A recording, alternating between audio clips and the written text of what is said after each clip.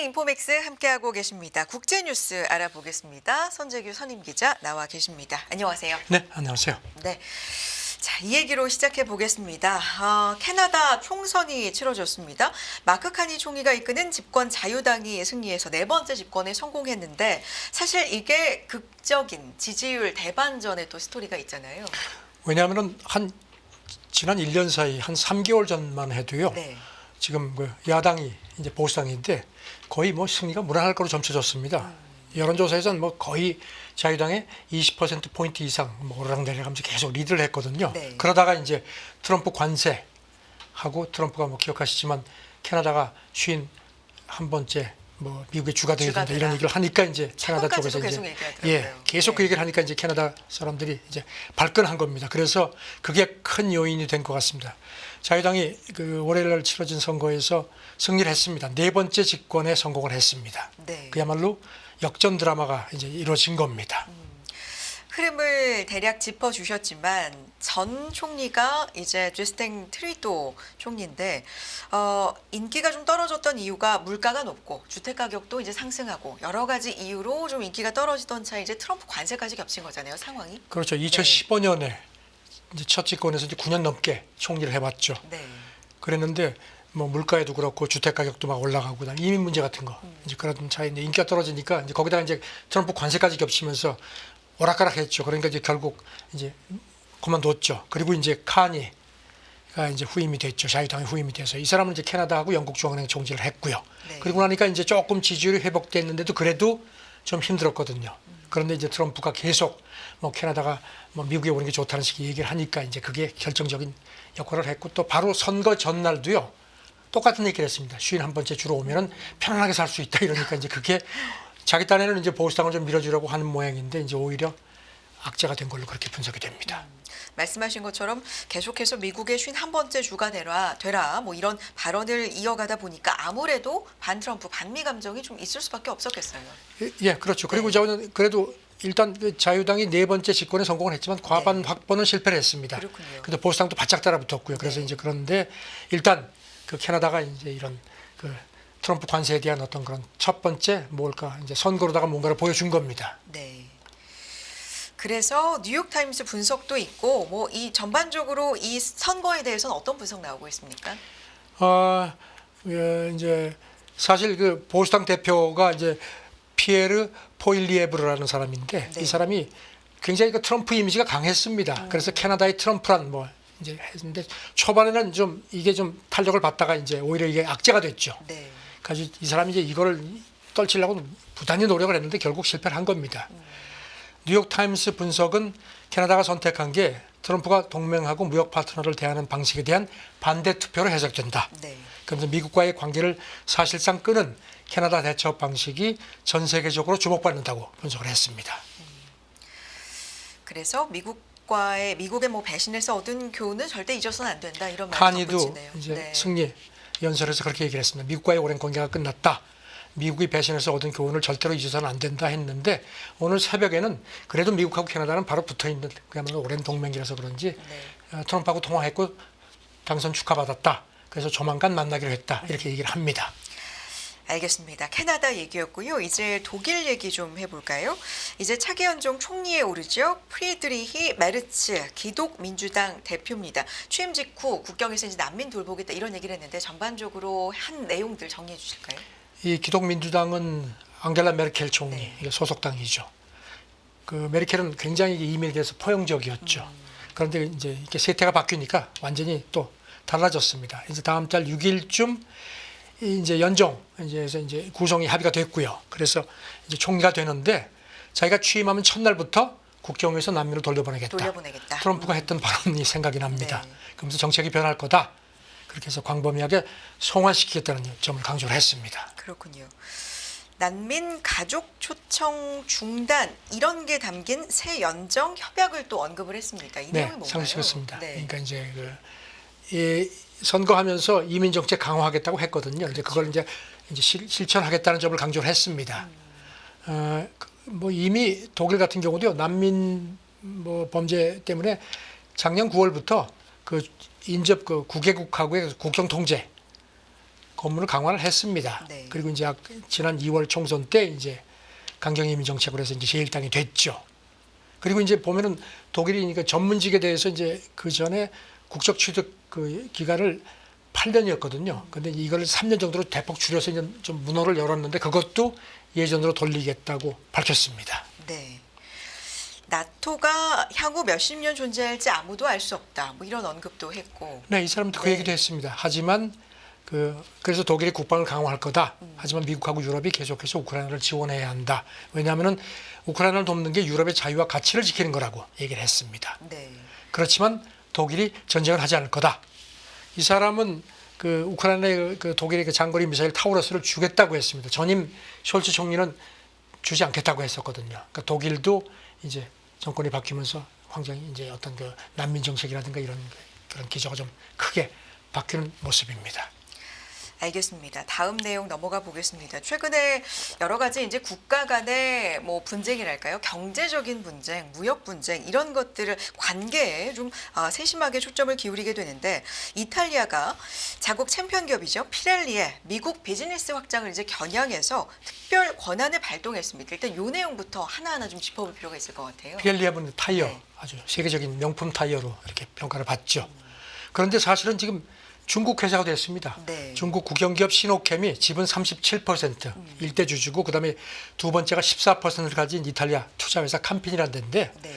이탈리아는 또 그런 법이 있습니다. 특별 권한이라고 해서 이렇게 외국 그 회사가 대주주라도 국가안보라든가 이런 여러 가지가 있으면 정부가 개입할 수 있게끔 하는 그런 권한이 있습니다. 그래서 그거를 경영권을 통제하는 거군요. 그렇죠. 네. 그래서 이제 그거를 발동을 했습니다. 그래서 이제 피렐리 이사회가 현지 시간 월요일 날 이사회를 열고 15인 15명인데 찬성 9표, 반대 4표 이렇게 해서 신호켐이 더는 경영권을 행사할 수 없도록 결정을 했습니다. 네.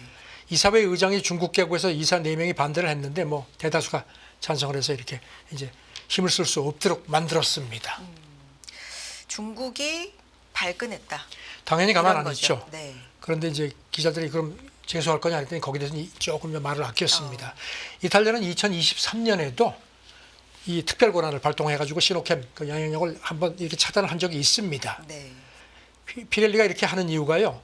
미국 시장에 좀 들어가야 되는 특히 커넥티드카 이제 그게 앞으로 시장이 크거든요. 거기 이제 자기들 타이어를 팔아야 되는데 자꾸 중국 기업이다 이런 이미지가 있으니까 이제 특히 트럼프 이 길을 맞아가지고 안 되겠다 싶으니까 이제 이렇게 한 거로 분석이 됩니다. 특별 권한이라는 어떤 정책이라고 할까요? 어떤 그런 카드에 기대서 이 같은 결정을 한 것이다. 그렇죠. 네, 이런 분석이군요. 아시다시피 이탈리아는 그 G7에서 유일하게 1대1로에 가입을 했었죠. 네. 그래가지고 G7 쪽에서 뭐 저게 뭐야 하고 막 좀 손가락질을 받았는데 그러다가 이제 2022년에 조르자 멜로니 총리가 이제 집권하고 탈퇴했죠. 그리고 중국이 발표하니까 이제 작년 7월에 중국에 가서 우리가 탈퇴는 했지만 새롭게 3개년 경제 협력을 하자 하는 뭐 그런 걸 또 제시를 해가지고 일단 좀 달랜 상태입니다. 그렇군요. 알겠습니다. 이 얘기는 여기까지 할까요? 네. 네, 중국의 입장도 뭐 추가로 더 나오는 게 있는지 좀 지켜보도록 하겠습니다. 다음 내용 넘어가 보도록 하죠.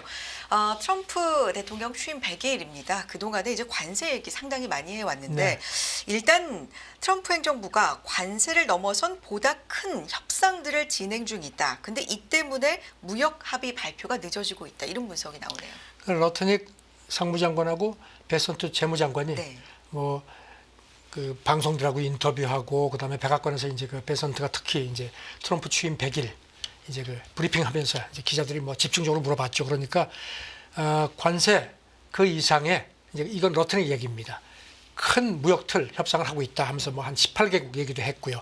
특히 아시아가 네. 가장 빠르다. 그러면서 우리나라도 검역을 했거든요. 그러니까 이제 제일 먼저 그러면 어디가 협상 타결이 되겠느냐 이런 질문을 하니까 이제 뭐 얘기를 안 하는데도 지금 우리나라하고 인도가 인도. 자꾸 이제 검역이 얘기가 되거든요. 되죠. 네. 그런 상태인데 오늘 새벽에 조금 전에 네. 베선트가 그 거의 뭐 사실상 확인을 한 것 같습니다. 나라는 얘기를 안 하는데 한 나라하고 끝났다.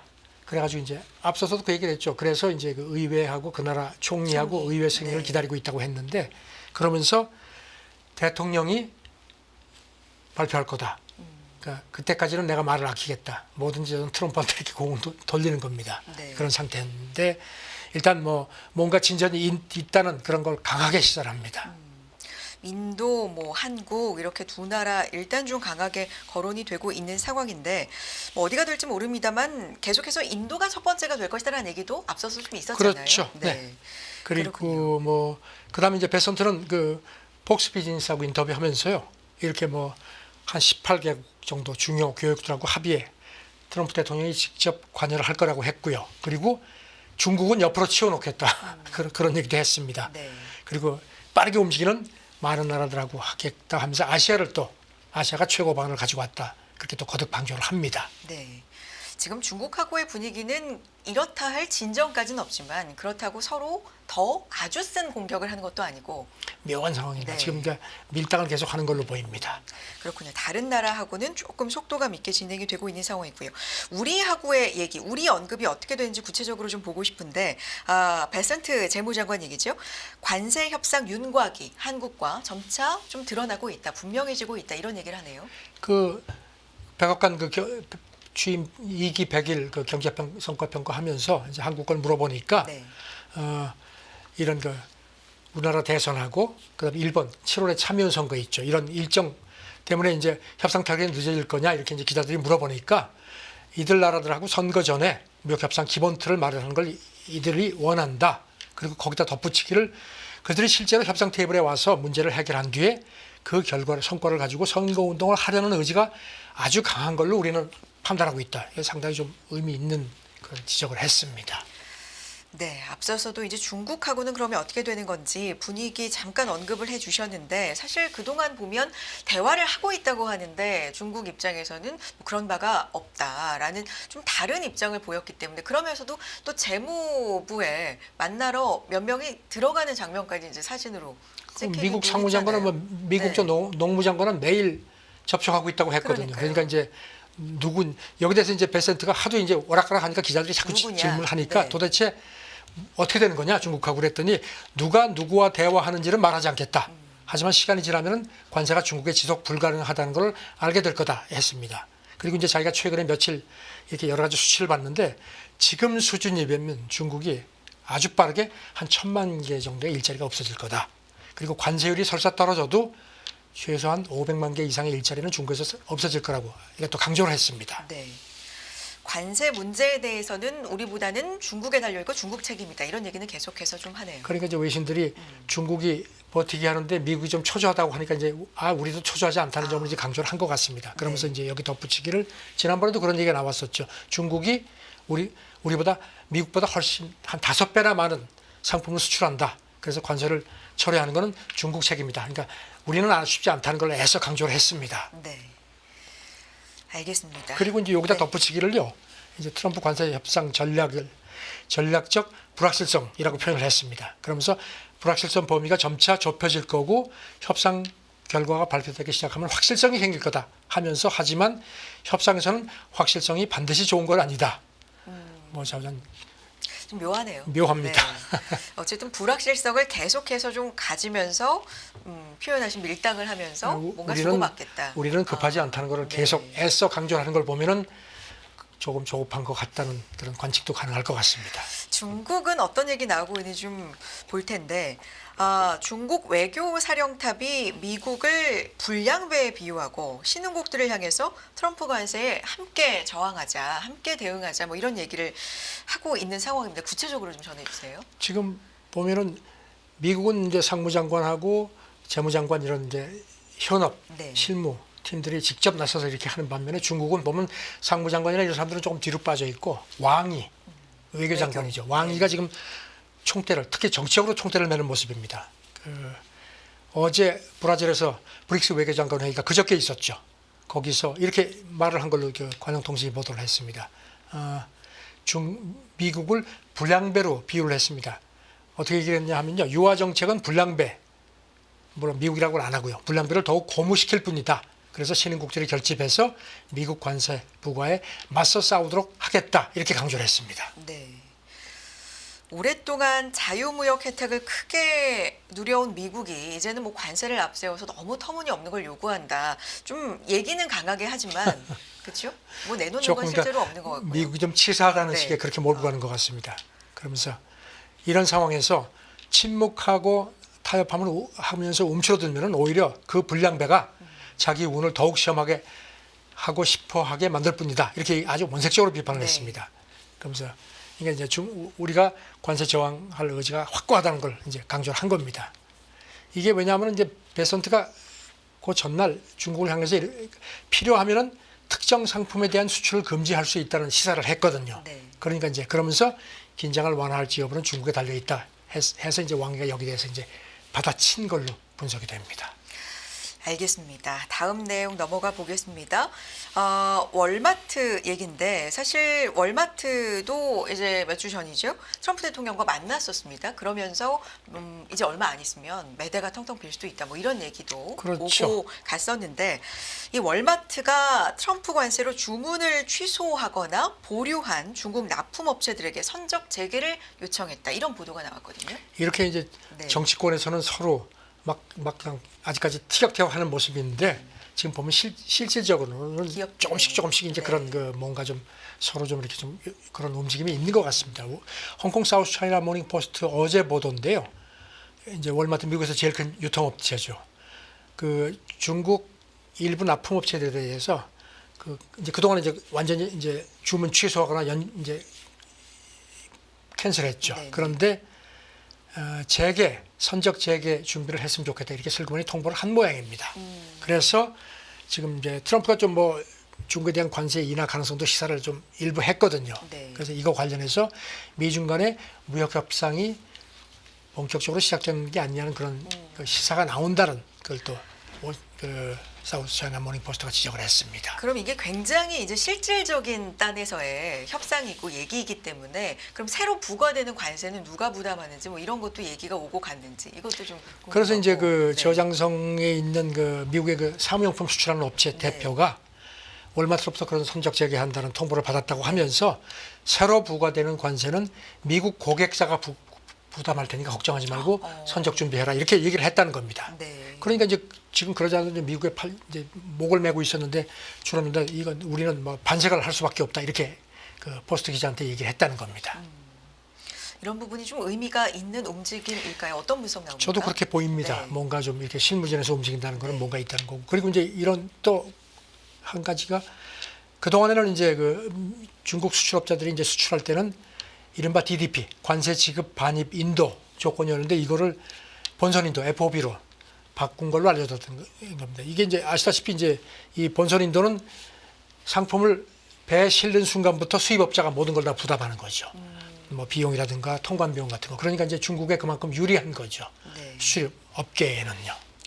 그래서 이 정부끼리는 서로 아직도 좀 험한 말도 오고 가고 뭐 이런 상황이지만 이 실무단에서 기업단에서는 이런 소통 움직임이 좀 활발해진다 이런 의미도 되겠어요. 최근 그 네. 미국 유통업체 CEO들이 지난주에 네. 그 트럼프 백악관에서 만나고 나서 뭔가 조금 이제 좀 이렇게 구도가 바뀌는 거라는 관측인데 여기 대해서 이제 그 이름을 밝히지 말라는 상하이에 있는 대학 교수 얘기가 미국하고 중국이 소통 채널을 확보하고 있는 건 거의 확실한 것 같다.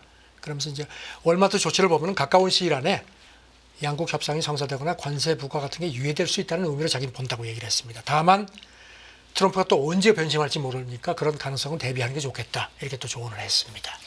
알겠습니다. 항공기 얘기도 좀 해볼까요? 인수하려던 보잉 항공기를 이제 중국이 반송을 했고 이것도 상당히 좀 파장이 있었는데 여기에 대해서 관세로 양국 기업이 모두 피해가 있다. 중국이 이제 공개적으로 비판을 한 거죠. 그런데 또 네. 이게 또 어떻게 보면 반대로 뭔가 협상의 고리가 될 수 있다는 그런 시사도 나오게 네. 발언을 했습니다. 상무부 대변인이 어제 입장문을 냈는데요. 네. 지금 보잉 737 맥스 세대가 지금 반송이 됐죠. 그러니까 여기 대해서 뭐 미국 관세 몽둥이 뭐 하면서 막 그냥 욕을 막 하면서 그래도 이것 때문에 중국 항공사, 미국 보잉 모두가 피해를 봤다. 그러면서 중국은 두 나라 기업 간의 정상적인 비즈니스 협력을 계속 지지할 거다. 그러니까 미국도 이런 기업의 목소리를 경청하고 좋은 환경을 만들었으면 좋겠다. 이게 포인트 같습니다. 피해가 있으니 우리 이렇게 양쪽의 양 국가의 기업이 다 피해가 될 만한 일을 좀 자제하자라는 그렇죠. 목소리가 그러니까 좀 이제 이게 들어있네요. 이제 뒤집어 얘기를 네. 하면은 대화하자는 그런 시사 아니겠냐는 겁니다. 네. 그 지금 보면은 블룸버그 그 보도를 보면 올해 중국 항공사들이 그 인도하도록 예정돼 있는 보행기가 한 50대 정도. 네. 그러니까 이제 이게 어떤 협상의 어떤 연결고리가 될 수 있지 않겠느냐는 그런 조심스러운 관측이 나옵니다. 그렇군요. 어제 저희가 이제 이 시간에 굿모닝 인포맥스 방송 시간 중에 전해드렸던 내용인데 자동차 관세 완화하기로 했다. 트럼프 대통령의 내용 전해드렸었는데 이게 이제 밤새 시장에도 좀 영향이 많았습니다. 이 내용 좀 정리를 해볼까요? 네. 네. 그러니까 이제 그 앞으로 2년간 이렇게 이제 이제 외국 기업도 마찬가지고 미국 내에서 외국 부품을 들여다가 이제 완성하는 차에 대해서 이제 관세를 이제 25% 부과하기 시작했죠. 네. 그다음에 엔진을 포함한 그 부품에 대해서는 5월 그러니까 3일부터 25% 관세가 부과가 될 예정인데 네. 이제 미국 자동차 업계들이 뭐 죽겠다 하니까 이제 이거를 2년간 유예를 하는 조치를 했죠. 그래서 이제 이른바 그 자동차 가격의 15%에 해당하는 부분에 대해서는 이제 25% 부품 관세를 받지 않기로 했죠. 2년 동안 그렇게 했는데 그러니까 처음에는 이게 15%는 환급이냐 뭐 아니냐 이런 그 얘기가 환급 있었어요. 얘기가 나왔는데 이제 아니고 상쇄해 주는 걸로 그렇게 해서 그러니까 준비하라는 거죠. 네. 그러니까 상무부 쪽 그 미국 쪽 얘기는 이제 아무리 미국에서 노력을 해도 부품의 한 15%는 미국에서 조달을 할 수 없는 게 현재 현실이기 때문에 이제 이거를 한다는 걸로 설명을 했거든요. 그러니까 환급이 아니고 상쇄되는 방식이다. 첫 해에는 상쇄 비율이 15%니까 이게 뭐 이렇게 계산을 하다 보면 3.75%포인트. 실질적으로 이제 관세 그 감소 낮추는. 효과가 네. 있고요. 그다음에 이제 그 다음에는 이제 그게 15%에서 10%로 더 낮춰지고 그리고 이제 3년째는 없어지는 거죠. 네. 그 동안에 준비하라는 겁니다. 여기 대해서 러트닉 상무장관이 그쪽에 성명을 내고 이제 여기 대해서 대통령이 미국 자동차 제조업계하고 노동자들과 중요한 제휴 관계를 구축했다 이렇게 얘기를 하는데 아무래도 뭐 업계에서 계속 압박을 하니까 트럼프가 조금 물러난 걸로 그렇게 분석이 됩니다. 일단 100일 행사도 뭐 오늘 있는 거고 네. 여러 가지로 자동차 업계에서 그동안 나왔던 얘기들을 100일에 맞춰서 좀 들어준 거다 이런 그렇죠. 목소리도 그렇게 보입니다. 있는 상황이네요. 자, 다음 내용으로 넘어가 보겠습니다. 트럼프 대통령 집권 2기에 대해서 자신의 집권 2기에 대해서 국가와 세계를 운영하고 있다 이런 강조를 했는데 한마디 한마디로 이제 세계 경제를 좀 들었다 놨다 하는 100일이었던 건 맞는 것 같아요. 이제 취임 100일 맞아서 애틀랜틱하고 회견을 했습니다. 이 기억하시죠? 여기 편집장이 지난번에 그 국방장관이 실수로다가 단톡방에 채팅방에 초대해가지고 그때 그 기사 폭로해가지고 난리가 났었죠. 그 그렇죠. 매체하고 네. 회견을 했습니다. 네. 그러면서 이제 바로 그 사람이 그 편집장이 이제 회견을 했는데 1기하고 2기하고 뭐가 다르냐 그랬더니 첫 임기 때는 부패로부터 국가를 운영하면서 생존해야 하는 두 가지를 하느라고 좀 바빴는데 2기 들어서는 그렇지 않다. 국가하고 세계 운명을 내가 바꾸면서 즐기고 있다. 그렇게 강조를 했습니다. 네.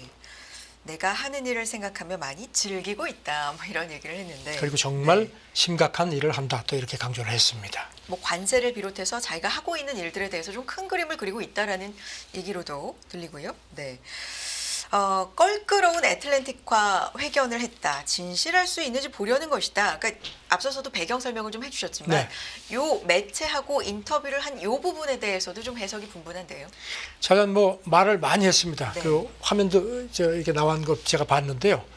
그 국방장관에 대해서는 일 잘한다. 계속 밀어주겠다는 얘기를 했고요. 그다음에 이제 뭐 적법 이민자도 막 쫓아내고 해서 실수를 했다는 지적이 많았죠. 그러니까 세상에 완벽한 건 없다. 그다음에 이제 특히 이제 삼선 도전 문제에 대해서 내가 추구하는 바는 아니다. 조금 또 말을 바꿨습니다. 그러면서도 매우 어려운 일이 될 거다. 약간의 오늘 남겼습니다. 네. 일단 이렇게 껄끄러운 애틀랜틱하고 회견한 거에 대해서 이제 여기 대해서 이제 이렇게 얘기를 했습니다. 애틀랜틱이 진실할 수 있는지를 내가 좀 지켜보려고 하는 거다. 뭐 이런 얘기도 했습니다. 네. 알겠습니다. 자, 100일 맞아서 또 어떤 얘기들 했는지 정리를 좀 해봤고요. 다음 내용 넘어가 보겠습니다. 1990년 발효된 기후위기 대응법에 따른 조치를 무시한 것으로 나타났다. 그러니까 트럼프 행정부 얘기인데 이게 아버지 부시 때인 1990년 발효된 걸 무시했다. 이거 어떤 걸 가지고 이런 내용이 나오는 겁니까? 그죠, 공화당 정권이었죠. 네. 그때 이제 이른바 지구 변화 연구법이라는 걸 발효가 돼서요. 거기 따라서 이제 전문가들이 4년마다 국가 기후 평가라는 걸 이제 해가지고 이거 한 400명 이상입니다. 그래가지고 이제 그거를 대통령하고 의회에 제출하도록 그렇게 법에 규정이 되어 있습니다. 네. 그래서 이제 이번에도 한 400명이 넘는 전문가가 6차 보고서를 이제 마련해서 했는데 여기 대해서 이제 로이터가 그 백악관이 이제 연방 정부하고 주 정부 기관들에 보낸 이메일을 입수해서 보도를 했는데 그 보고서를 무시해라 이렇게 요구를 했다는 겁니다. 네. NCS 6, 6 이렇게 부르나요? 네, 이제 그렇게 6차 부릅니다. 그래가지고 네. 이제 이거를 이렇게 회람을 해서 이제 2028년에 이제 최신 기후 대응에 대한 그 미국 정부의 입장을 이제 보고서로 내야 되는데 그것도 불확실해졌다는 겁니다. 아시다시피 오늘 11월에 이제 COP 30, 그러니까 UN 기후 변화 협약 당사국 총회 30차 총회가 있죠. 네. 근데 이게 예정돼 이제 거기 이제 그것도 연계가 됐는데 이제 트럼프는 뭐 애시당초 이제 그 협약에서 탈퇴를 했고요. 그런 상태인데도 지금 이렇게 부시 행정부 때 만든 것까지 무시를 했다고 이렇게 또 지적을 했습니다. 그렇군요. 다음 내용 넘어가 보겠습니다. 이 내용 저는 보고 이런 내용이 있었구나 생각이 들었는데 야쿠자라는 말 좀 오랜만에 쓰는 것 같아요. 네. 들어본 것 같아요. 일본 폭력단 이제 알려져 있죠. 이 조직원 수가 역대 처음으로 2만 명을 밑도는 것으로 보도가 됐다. 이런 내용인데요. 어떤 의미가 있는 겁니까? 상케이가 일본 경찰 집계를 이용해서 전했는데요. 네. 그러니까 준 구성원까지 포함해서 야쿠자 조직원 수가 작년 말 기준으로 해서 18,800, 한 900명 정도. 그러니까 처음으로 2만 명 밑으로 내려갔다는 겁니다. 한때는 한 18만 명 정도까지 이제 관측이 됐었는데요. 네. 그러면서 이제 이 상케이가 이런 원인으로 이제 일본도 이런 폭력단 규제를 강화했습니다. 그 다음에 조직원 고령화 그리고 이제 특히 야쿠자 같은 경우는 아주 행동 강령이 엄격하고 야쿠자는 이를테면 뭐 탈퇴를 하면 뭐 이렇게 단지한다는 얘기도 있거든요. 그 정도로 엄한데 이제는 범죄도 개인화됐다는 겁니다. 그렇게 조직에 들어가서 이렇게 뭐 하고 하지 않는다는 그런 추세라는 겁니다. 지금 보니까 일본에서 작년 말 기준 최대 야쿠자 조직이 효고현 고베시에 있답니다. 야마구치 구미라는 데인데 한 7,000명 정도. 그다음에 2등, 3등이 도쿄에 있다고 합니다. 이것도 사회 변화네요. 글쎄 그런 것 같습니다. 트럼프 대통령 취임 100일이었고요. 사실 뭐 그 100일 그 이전부터 해서 아시겠지만 워낙에 뉴스가 좀 많이 쏟아졌는데 국제뉴스 통해서 100일 동안 기자님들 수고하셨고 네 계속해서 또 잘 부탁드리겠습니다. 국제뉴스 오늘 여기까지 듣겠습니다. 손재규 선임 기자 함께했습니다. 고맙습니다. 네, 감사합니다. 매일 돈을 쓰는데 그 가치는 누가 정할까요? 정답은 슈퍼달러 슈퍼리치에 있습니다. 복잡한 공식은 빼고 투자 타이밍을 잡는 환율의 핵심만 담았습니다. 빠르게 변화하는 금융시장, 그 중심엔 언제나 환율이 있습니다. 오늘부터 환율과 썸 타볼까요?